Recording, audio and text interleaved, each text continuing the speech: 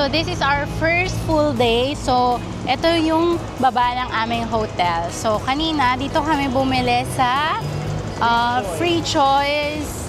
Tobacconist. Kasi Tobacconist daw, pero ano siya actually? Parang siyang 7-Eleven. Yes. Wala kasi kaming toothpaste. So, magdala kayo kasi ang meron lang sa kanila is shampoo, sabon, and hand wash, conditioner. Pero wala silang toothpaste. Wala silang toothbrush. Wow, you bring those. Provide, yeah. And then, ito yung itsura guys, nung sa baba namin. Marami kayong makakainan na here. Marami rin convenience store. I'll show you. Sunod-sunod yan. Yeah, may Taco Bell, sushi. So later, mas pupuntahan namin yan. But right now, pupunta kami sa bus station kasi pupunta kami sa Social Brew. So, isa daw sa mga... yung kape doon. That's right. Isa sa mga masarap na kapehan and breakfast spots dito. So, while waiting for the bus, nakakita kami dito ng Chemist Warehouse. Para yung Mercury sa atin, pero tawag nila dito Chemist Warehouse.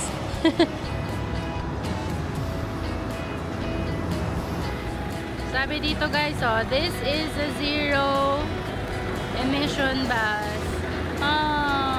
Sana all. Alright guys, so sumuko na ako dun sa bus. Kasi apparently, sabi pala ni Google, yung 501 na bus na hinahanap namin, because of some upgrades, hindi muna siya dadaan doon temporarily. And ngayon ko lang nakita. So wala tayong bus, but we have a tram. So right now, we're on the way to the tram, and then yan, balitaan namin kayo once we get there. And they would never tear us apart. So much. Maybe 10.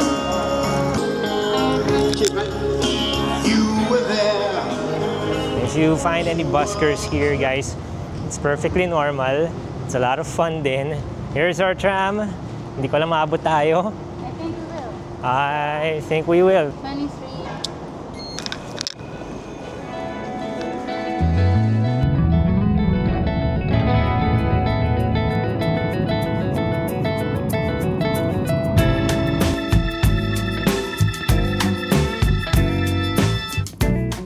So, kakalabas lang namin ng tram. Naglalakad na kami papunta sa aming breakfast spot, yung The Social Brew. Yeah. So, napansin namin dito sa Sydney, very convenient talaga yung tram nila. Parang 1/4 lang ata or 1/2 yung mga sasakyan dito. So, andito na kami ngayon sa Permont Station. Ayan, marami rin ditong kainan. May mga kebabs and pork roll. Ito, pakita namin.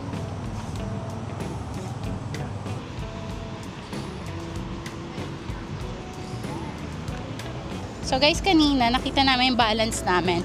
And napansin namin, $2 to $3 yung minimum ng kanilang pamasahe sa tram, no?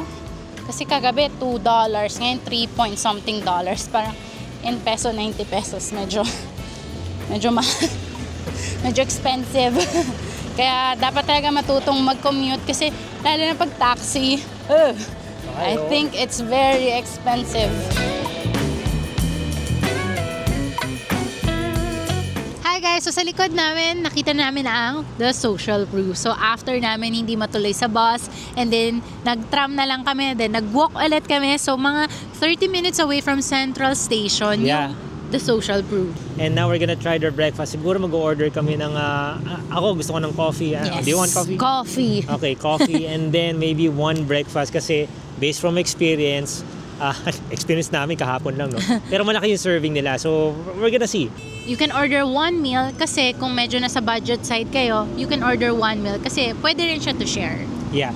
And also, a reason for that is because after this, we're going down to the fish market, Yes. which is a few minutes walk away from here. Chinek ko na sa Google Map kanina. Mga 10 minutes, no? Mga 10 minutes, maybe even less. Doon, fish market nga, di ba? So, kainan na naman ulit doon. So, ayun, ontihan lang namin dito and then kain doon. So, I think day one is, half of it is parang food trip day. Food trip talaga. Oo.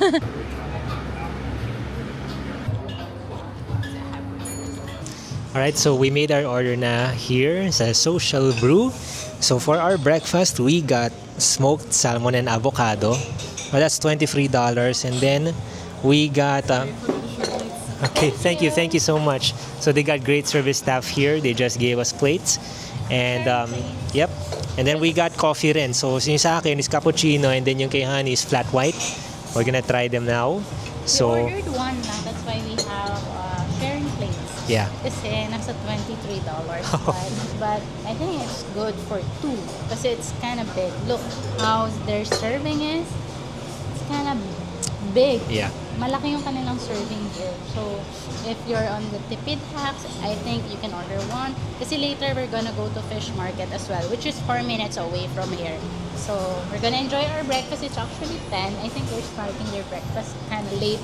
Kasi parang 9 or 10 sila nagbe-breakfast. So, we're gonna enjoy this. I have a flat white. And how about you, honey? Cappuccino. Cappuccino. How is it? It's good. And this is $4. Para lang siyang mas mura pa sa Starbucks in the Philippines. Yeah. $4.8. Yep. So I'm gonna taste now the salmon avocado toast.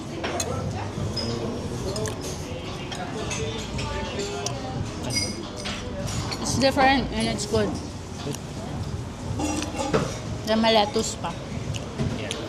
Kaya tama na isa lang dapat yung order if on your budget side. Ang laki yun. Sarap. Diba? Ang sarap. Tapos, nakakatanggal ng umay yung lettuce tsaka yung feta. Kasi yung avocado itself and the salmon, good combination siya, though heavy.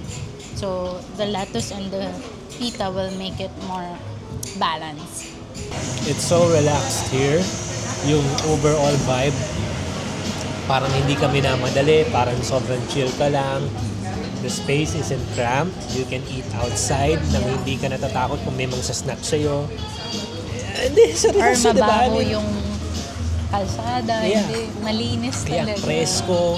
Ayun nga, kinain mo yung salmon ko. Anyway, okay lang. See, that's how good the salmon is. Mapapanakaw. Nag-aagawa kami Nag-aagawa sa salmon. kami sa Kasi salmon. isa lang yung order namin.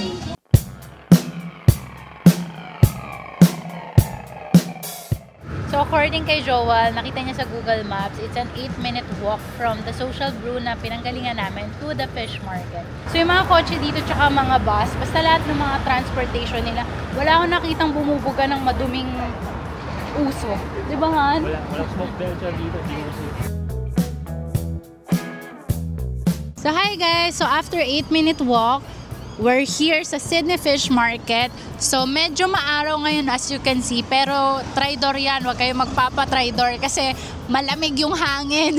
Since nasa topic na pala tayo, guys, kayo, always check the weather and kung mainit, always wear sunscreen. Kasi yun nga, tulad ng sabi ni Sel, it might not feel like it, hindi kayo papawisan, pero pagka-uwi nyo baka may sunburn na kayo. So always protect yourselves. That being said, nandito na kami sa Sydney Fish Market. So, according to sa videos, bilihan ng mga seafood. So, kung magluluto man kayo, meron dito. Kung gusto nyo rin kumain, meron dito. We're gonna check it out kung ano yung iba't ibang fish dito sa Sydney Fish Market. So, hopefully, we can try some oysters, we can try some sashimi and other seafood shells na masarap dito sa Sydney Fish Market. So, anong inaabangan mo, honey? Ang inaabangan ko sa fish market, yung fish.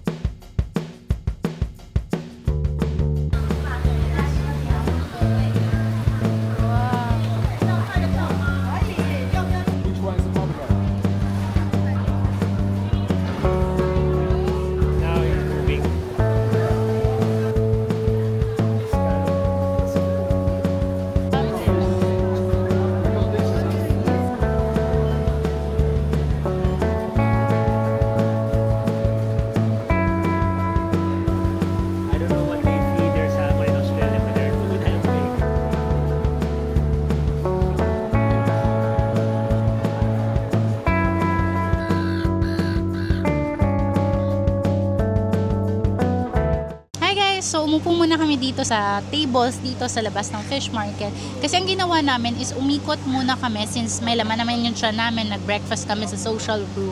So, good thing din na nag-breakfast tayo kasi Kasi ang daming mga pwede kayong bilan dito, guys. If gutom kayo, and pumasok kayo, baka mapasubo kayo agad sa dami ng bibilhan.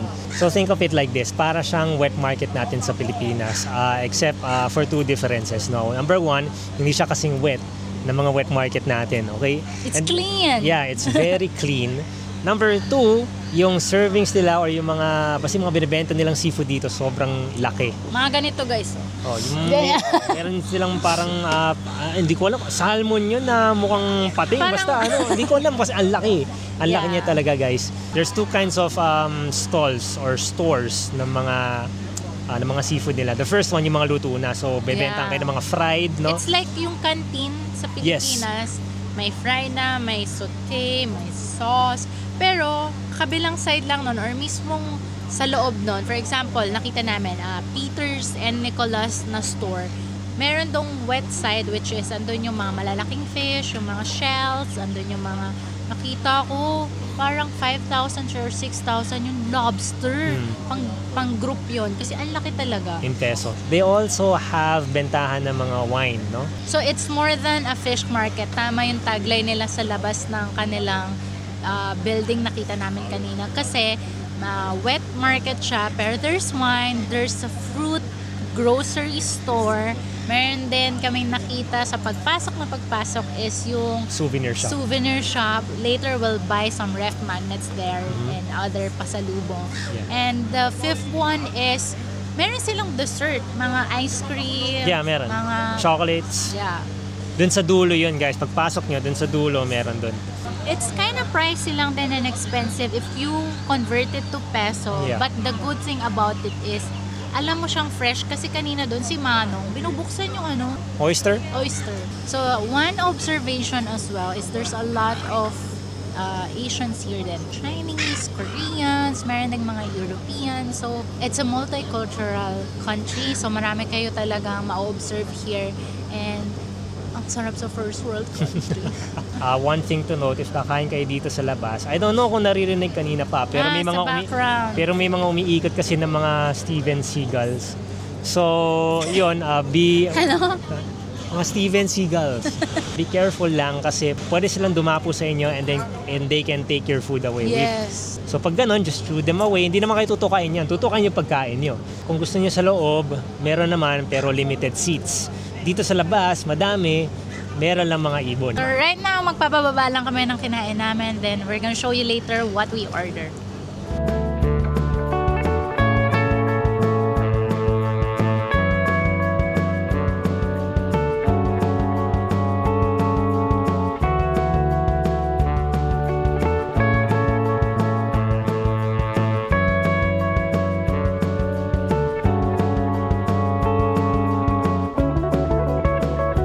So here's what we got. I got myself an octopus skewers. This is grilled eel. This is urchin with caviar. These are Sydney Rock oysters. It's time to eat.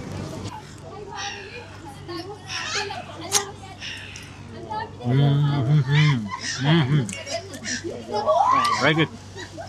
And malaman siya.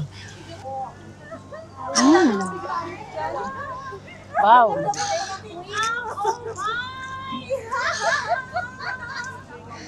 Madali lang siya lumamig because mahangin. But it's good. Hindi rin malansa. Masarap. Pero grabe no, 696. For the pricey but worth it. Tsaka pwede siya pang dalawa, pang share. Yung octopus na laki oh. Better na mas onti lang yung lemon.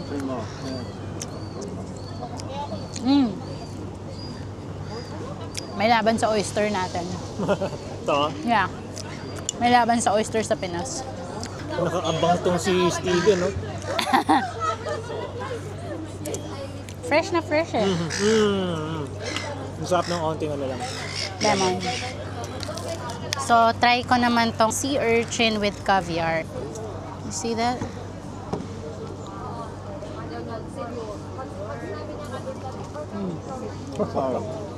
I like that smile. Sarap! Alam mo yung magme-melt siya sa... Ganun. Ganun yung feel niya. Dapat lang 600 plus to. Actually, sa beaches ng Philippines, mura lang to. Sa Palawan, El Nido. Mura siya pag yung, alam mo yung mga nasa palengke. Mura. But here kasi, oh my gosh, ayan na. Yun yung mga seagulls, kaya ko-cover ko muna to. So, order si Joel ng eel. Let's try it.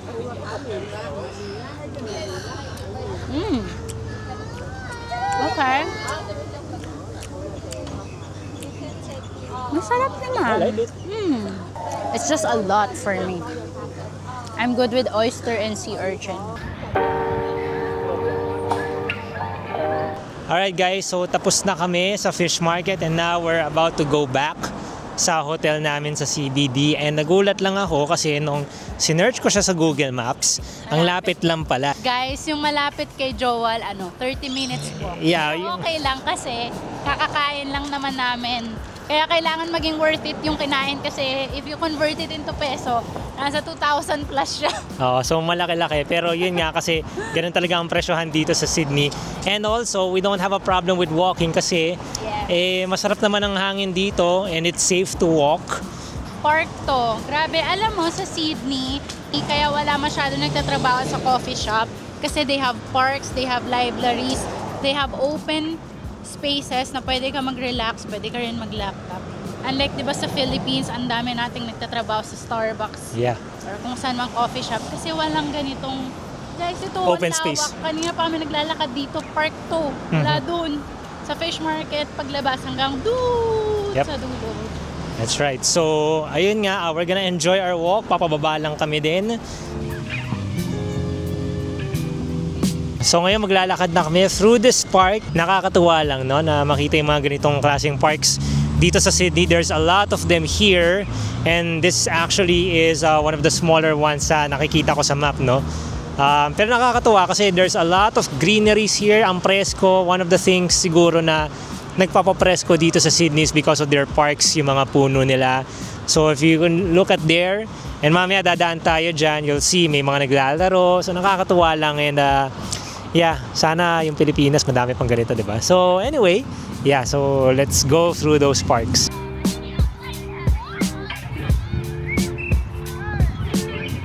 Medyo fit talaga yung mga tao dito sa Australia kasi kahit bata pa lang sila, yung sports nila talagang tatakbo ka. Pisikalan. Ganoin. Look oh.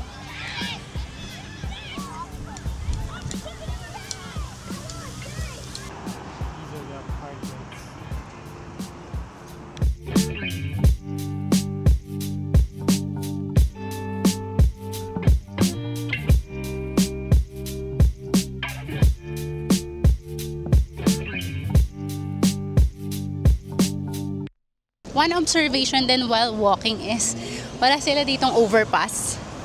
Kasi nga malawak yung lakaran nila. And kung meron man silang parang overpass sa atin, meron sila yung sa baba. Lower concourse yung tawag. Diba? Social. And they call it an underpass. Okay, thank you.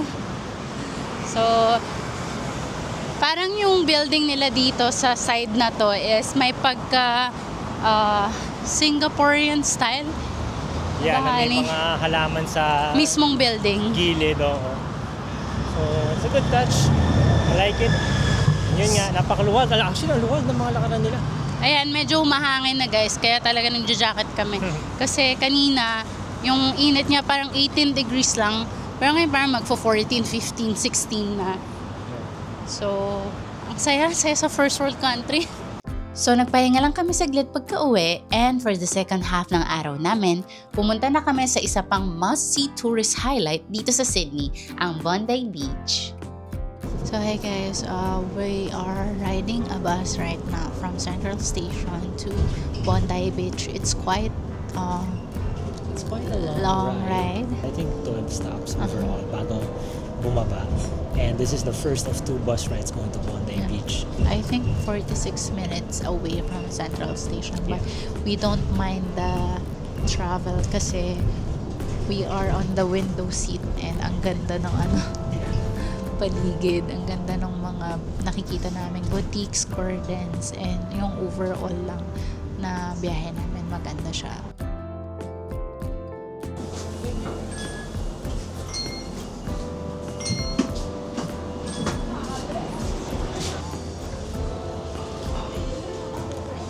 Alright, so ngayon naglalakad kami papunta sa second bus going to Bondi Beach. And when you see this, Bondi Junction, diretsuhin nyo lang. Alright, so sinusundan ko si Google Maps as always. Have Google Maps ready. Hindi ko siya na-advertise guys pero promise, it's a lifesaver. So, second bus, it goes through here.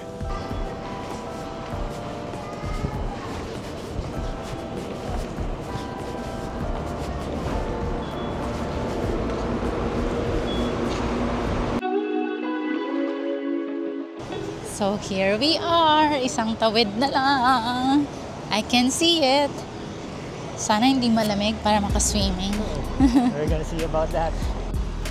So don't worry guys. Just look at this so you'll know it's kind of big. Wow! We're here! We made it here sa Bondi Beach. Sa likod ko, you can see the coast. Malawak siya guys. Ang dami ng mga, actually pagbaba pa lang namin ng bus, ang dami ng mga, alam mo, nanggaling sa beach. Nakahubad swimsuit, oo. Nakayapak, nakatopless. Ayun, so bago kami magtampisaw at mag-try ng mga sands nila, we're gonna get some Anita Gelato. So, sikat daw yung Anita Gelato. And yun, so maglalakad na muna kami doon and then let's try it out.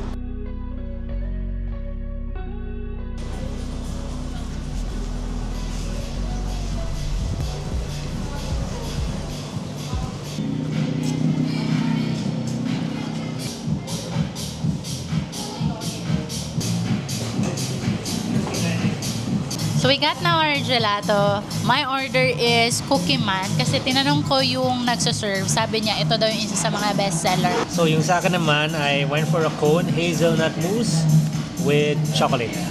Tsaka yung serving nila, kahit isang ganun. Parang tatlo, dalawang serving. That's one scoop daw. This is one scoop. One scoop.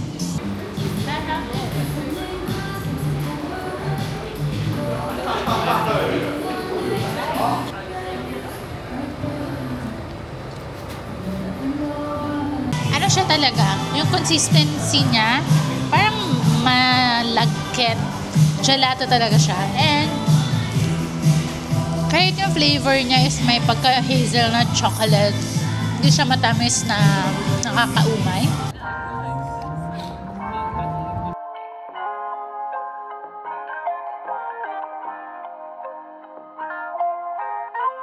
Right, we're here now at Bondi Beach. Ang daming tao kahit na medyo breezy.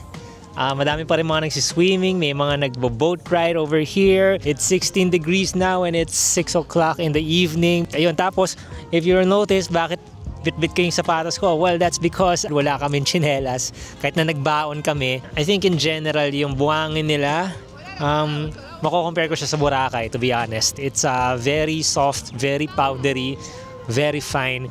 Hindi siya kasing puti ng Boracay, but it's very soft. So kung pupunta kayo sa Bondi Beach, if you're going to the actual beach, best recommendation is bring slippers. And kung gusto niyo maligo, bring your swimsuit. So okay lang naman. May mga shower rooms naman sila doon sa may Bondi Pavilion. You can take a shower there, you can change there.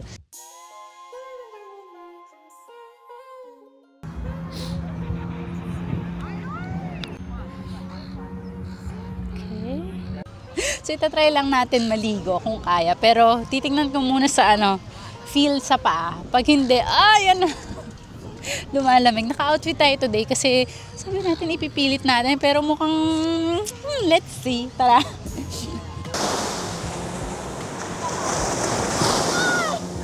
Ang lamig! No.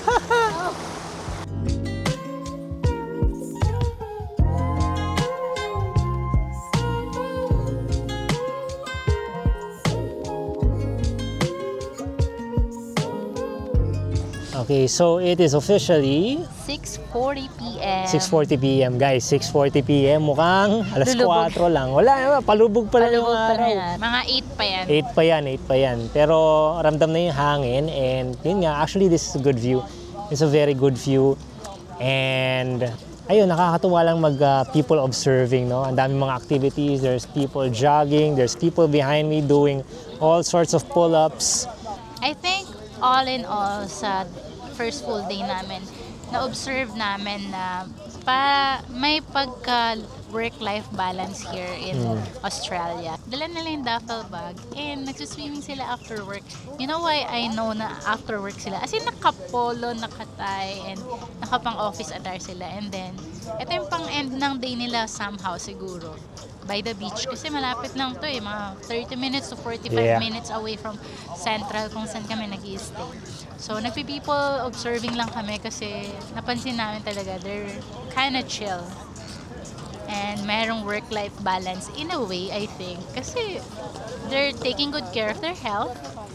They're catching up with their friends. And dami dito yung by groups pumupunta sa beach. I think yung quality of life naman with the prices is medyo nagtutugma naman. Kasi sabi nung nakausap namin a few locals sa fish market, it's kind of expensive. Yes, it is expensive, especially we're from the Philippines. When we convert 650 yung isang pirasong sea urchin, diba? In short, yung matataas na presyo dito, nagtutugma dun sa lifestyle. I think kahit papaano alam mo saan napupunta, diba? Unlike sa atin, napupunta sa mga kurakot. Anyway, so yun, we'll go back to our stuff na bago tuluyan magdilim dito. We're gonna go back.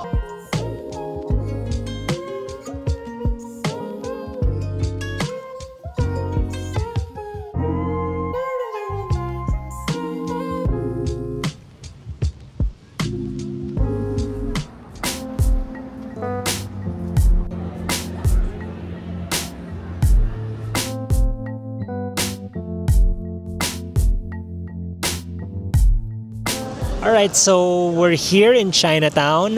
It is, magna-9 na. Alright, so dito kami sa Super Bowl Chinese restaurant sa Chinatown and we ordered some fried rice. So this is fried rice. I think this is $20. Pero good for 2 na siya, at least for us, diba?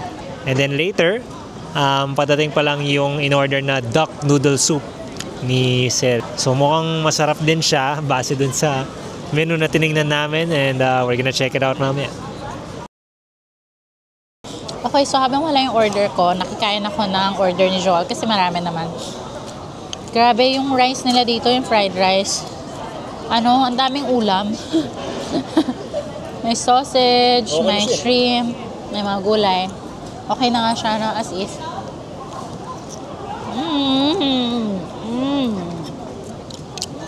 What we do is, panapos namin usually is kanin. Kasi pagod. Nasarap, malasa, maraming laman, and sulit.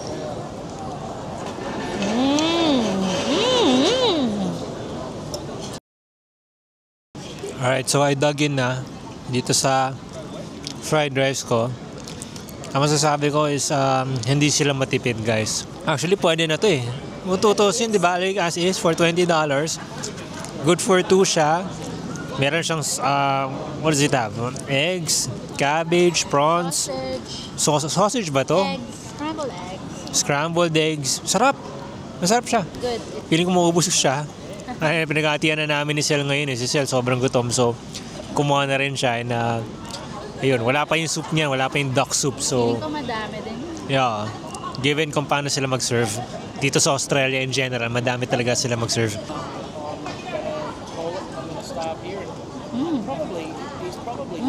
Malambot.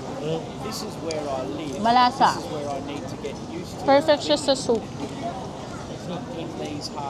Lalo na malamig.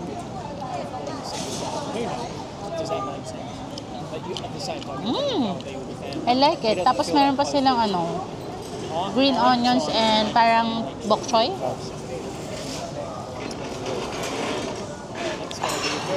Sarap.